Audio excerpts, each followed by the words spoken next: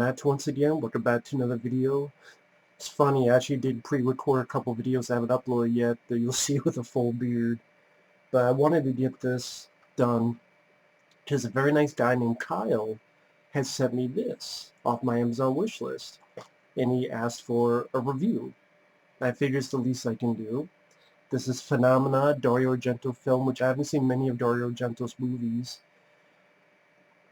I think I saw Cat o' Nine Tails, or it was something with James Franciscus, and there was a blind guy in it. I remember not caring for that one. Can't remember the title of it. I think it was James. I can't remember the details. I know I had a blind guy in it. It was a film he did before this, and Deep Red. And Deep Red is actually my favorite Dario Argento film, but yet I haven't seen many of his others. Well, I did see Suspiria. I didn't mind that one, so that's a lie.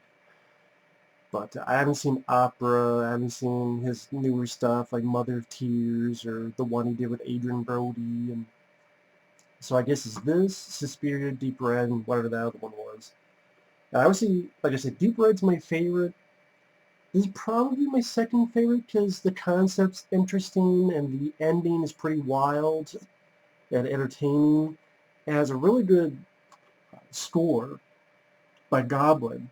But you also have Motorhead, Iron Maiden, the Andy Sitch Gang, all on the soundtrack.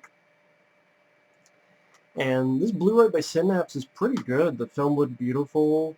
There's so many cuts. There's the 116-minute version. There's a 110-minute version. And then there's an 83-minute US cut, which is edited. Some of the gore's edited, as well as other stuff. That was, in the US, it was called Creepers. But Phenomena is a much better title. Creepers just sounds like a Killer Bud movie. But this, the insets are actually good. Because Jennifer Connelly, yes, same Jennifer Connelly that would be in Requiem for a Dream, which I reviewed down on the channel. That's a good film. She's been in quite a few other movies.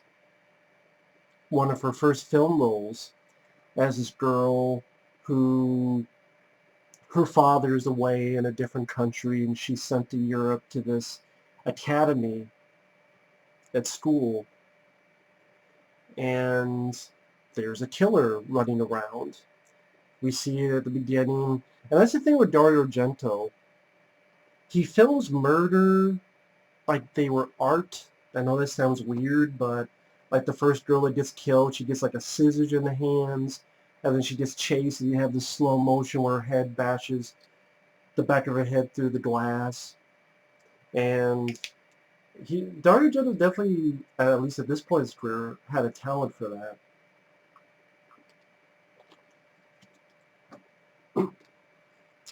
And then you see later the body, the head's been cut off, and the head falls into this waterfall. But anyway, Jennifer Connelly's character, she meets up with Donald Pleasence, which it's always great to see Donald Pleasence. Miss the guy a lot. Wonderful actor. Of course, he was in the original Halloween. He was in Prince of Darkness. Been in so many other films. Was a James Bond villain. Donald Pleasence, great to see him in here. I wish he was in the film more. I mean, this is my second time watching. I haven't seen it in a while. Yeah, it looked beautiful on Blu-ray. Synapse Films, they do some pretty damn good work. They did Mosquito, underrated B movie with Gunnar Hansen. That was a wonderful Blu-ray. They also did Prom Night, which has some good features, and it's the best I've seen the film look. The original Prom Night with Jamie Lee Curtis. But this one, Donald Pleasence is a professor. He's in a wheelchair. He has this nurse that's a chimpanzee. Well, okay, that's different. And, Dario Argento makes the chimpanzee a character, and a likable character. It's not Monkey Shines where the monkey becomes evil, although I love Monkey Shines. That's another review I have on the channel. But this one is a nurse for Donald Pleasence, and he studies bugs. He works with the police, says them, hey, bugs can tell a lot. They're sort of detectives in their own right. Because the maggots, you could tell how long a body has decayed for, and When Jennifer Connelly meets with Donald Pleasence, she tells Donald Pleasence that she has this gift where she can communicate with insects. And you see that throughout the film. Like there's like a, not firebug. Why do I say that? Why can't I not think of the name? A bud that lights up. I don't know why I'm going brain dead on that. Which leads her to the bushes and to a glove that might have belonged to the killer. And among other things, and Donald Pleasence says, hey, you know what? I have a certain fly that is attracted to the dead. So, I forget the exact name, but like sarcophagus was in the name of the insect. And I don't know anything about bugs, so I don't know if this is a real insect. I guess I assume so. And is that with your gift, you could be two little detectives and it'll lead you to the dead bodies. And the film itself, it's a good-looking film. Dario Argento paints really beautiful cinematography in his pictures. I like Jennifer Connelly as an actress. Thought she did perfectly fine. I'm always a sucker for Donald Pleasence. Like I said, even the chimpanzee has a character in this. The music, the score, I really enjoy. Once in a while, I don't mind the songs, but they seem really out of the blue, like this hard, heavy metal rock music would start playing. Like you have two cops talking, or like a cop and someone talking in a padded cell, and like Lemmy and Motorhead are singing. I don't know, it's like the Ace of Spades or something. I forget what the exact song was, but it just, there are certain moments where I'm like, I don't know if it really works. I mean, I don't mind the song. It makes it a little bit different, but it just feels out of place, like these random, like Iron Maiden, but the girl's just walking in a hallway. Motorhead, but it's a cop and someone talking in a padded cell. It's not like an action scene happening. So again, it just seems a bit out of place. If you watch the film, maybe you'll disagree. But it is a different feel. But I would say I like the musical score by Goblin a lot more, especially the music you hear, sort of the main thing that you hear in the end credits. I think during those scenes, I would have preferred just the actual score instead of the rock music. This is AC/DC, that's a different story, but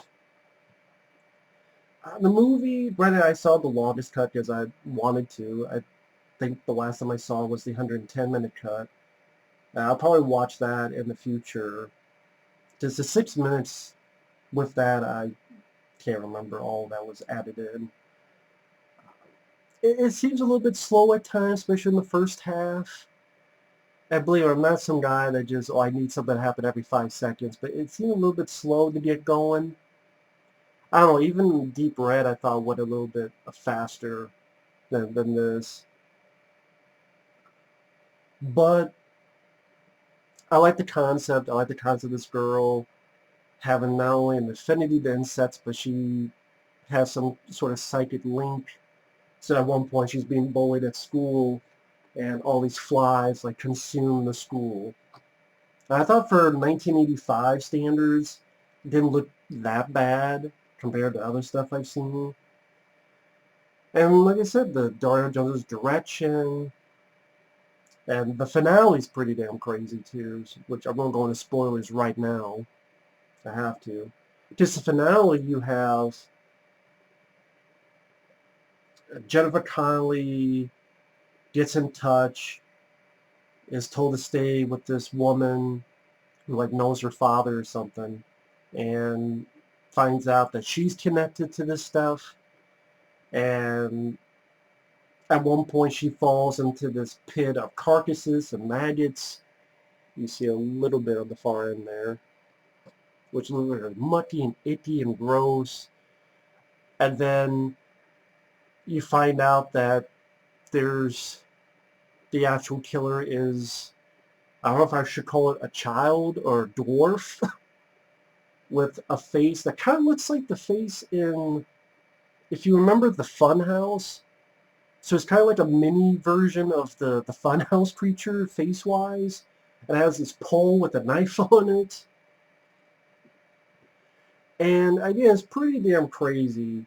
And some wonderful gore, too. I mean, there's a, near the end, there's a decapitation that, when I first saw this, I didn't see coming. It was out of the book, like, oh shit. You see, they don't just ignore her ability of the insects. They come down and fuck up the dwarf creature on the boat, and you see he's peeling his own face off. That was a cool moment. There's another one where uh, the woman who, I forget if she was like the mother or butt buddy, I don't know. So she tries to kill our lead, and the chimpanzee has a razor blade because I forget to mention Donald Pleasence's character was killed early on, which that was a shame because I would like to have seen more of Donald Pleasence. But the reason that's done is the monkey's mad because the monkey liked Donald Pleasence like I did, and the monkey gets a razor blade and fucks up that bitch. She fucks that bitch up with the razor blade. I'm like, wow, like a chimpanzee vigilante in a way. She just, it gets revenge. I don't know if it's he or she, but chimpanzee gets revenge for the death of Donald Pleasance by fucking this bitch up with a razor blade, and Jennifer Connelly gets the chimpanzee, and the movie ends. Like I said, it's pretty crazy, inventive, creative, batshit insane, but it was pretty damn entertaining. That's definitely the best part of the film. So I would say, although the first half of the film is a bit slow, although I can enjoy the cinematography, Donald Pleasence, Jennifer Connelly, the and maybe if there were like a couple more kill sequences. I thought Deep Red did that a little bit better where they kind of spaced out any kill sequences. I just think it's a better paced film than this. But the ending is definitely worth it. I mean, if you've never seen Dario Argento, I think this, Suspiria, and Deep Red are sort of the big three to watch. And I enjoy all three of them. And if you don't like Deep Red or this one, then if you don't like any of those three, then Dario Argento, I guess, would not be your taste. I would like to check out more. I mean, one day I want to check out Opera, and I don't know what other people's favorite Dario Argento films, like what to check out, but from what I understand, Suspiria, Deep Red, and Phenomena are kind of the big three to watch. And again, of the three, I would say because the finale and the two leads, and again, the chimp was pretty cool. Whoever trained the chimp, they did a really nice job. And hey, the chimpanzee gets his day. That's pretty damn original.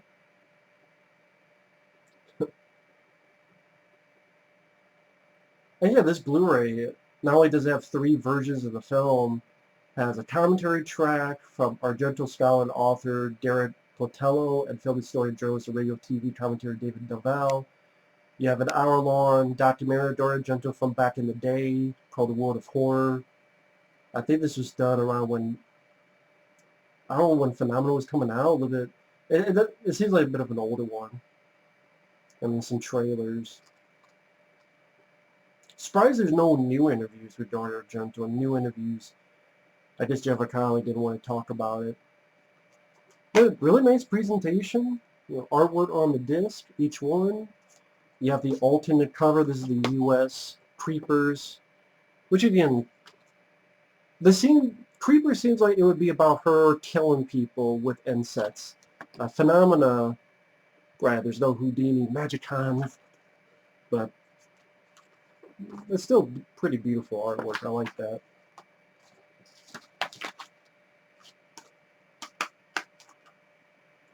But yeah, Phenomena, good movie. I enjoyed it watching it again. I think if you get into Dario Argento, this and Deep Red and Suspiria are the three best ones to get into. Yeah, I would say it's Deep Red Phenomenon, Suspiria. Not the four that I've seen. Again, the fourth one, I don't even remember what the hell it was called. There you go. Thanks for watching. Take care. And thank you once again, Kyle, for the gift. And we'll see you guys later. Bye-bye.